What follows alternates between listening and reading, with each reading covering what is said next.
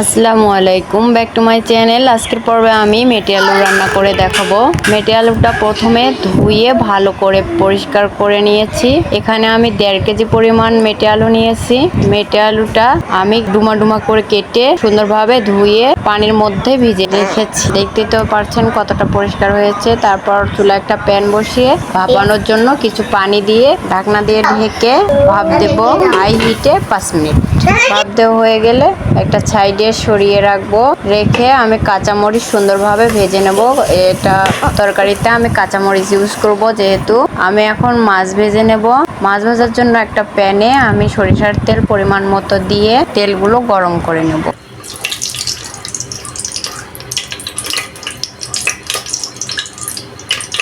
তেল গরম করা হয়ে গেলে মাছের পিসগুলো সুন্দরভাবে ছড়িয়ে নেব। মাছের পিসগুলো দেওয়া হয়ে গেলে টুকি উল্টে পাল্টে ভালো করে ভেজে নেব।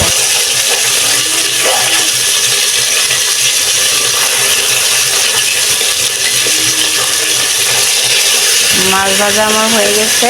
মাছ ভাজা তুলে রেখে আমি ওই তেলে ভাপা আলুগুলো পানি ঝরিয়ে নিয়েছি, সেগুলো তেলের মধ্যে ভেজে নেব। ভেজে নেওয়া হয়ে গেছে, হালকা ভাজলেই হবে যাতে আঠালো না থাকে। আমি এক সাইডে সরিয়ে রেখে প্যানের মধ্যে কিছু পেঁয়াজ দিয়ে তেল দিয়ে ভেজে নেব।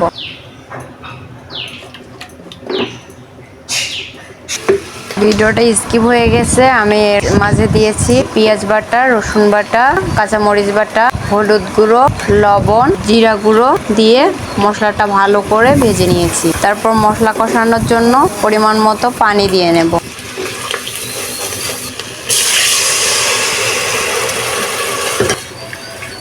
পানি দিয়ে ঢাকনা দিয়ে ঢেকে মশলাটা ভালো করে কষিয়ে নেব।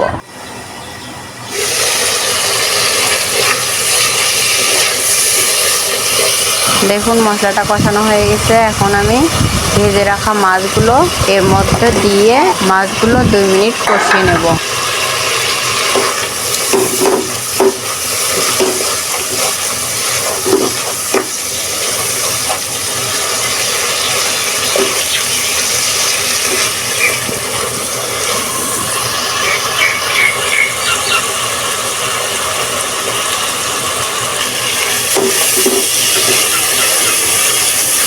দেখুন আমার মাছটা ভালোভাবে কষানো হয়ে গেছে। এখন আমি ভাপ দিয়ে ভেজে রাখা আলুগুলো এখানে দিয়ে দেব। সুন্দরভাবে উল্টে পাল্টে মশলার সাথে মিশিয়ে নেব।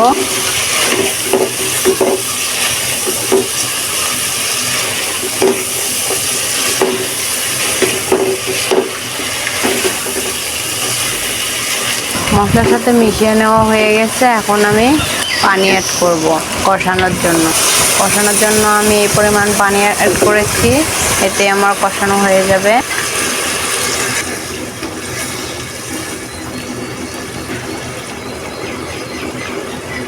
ঢাকনা দিয়ে ঢেকে 10 মিনিট কষাবো।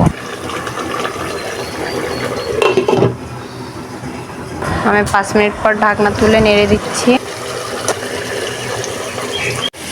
আর 5 মিনিট পর দেখুন আমার কষানোটা পারফেক্টলি হয়েছে। এখন আমি পানি দিয়ে এই পরিমাণ পানি দিয়েছি, পানি দিয়ে 10 মিনিট জাল করে নেব। 10 মিনিট পর আমি জিরা গুঁড়ো ছিটিয়ে দিয়ে 10 মিনিট জাল করে নিচ্ছি। তারপর তরকারির লুকটা আমার এরকম হয়েছে। দেখুন সিদ্ধ হয়ে গেছে, দেখতে তো পারছেন কতটা সিদ্ধ হয়েছে। এখন আমার তরকারিটা একেবারে রেডি। আমি সার্ভ করে দেখাবো না, এভাবেই দেখুন কতটা লোভনীয় হয়েছে আজকের মেটে আলুর রান্নাটা। ভালো লাগলে লাইক কমেন্ট শেয়ার করবেন। আল্লাহ হাফেজ।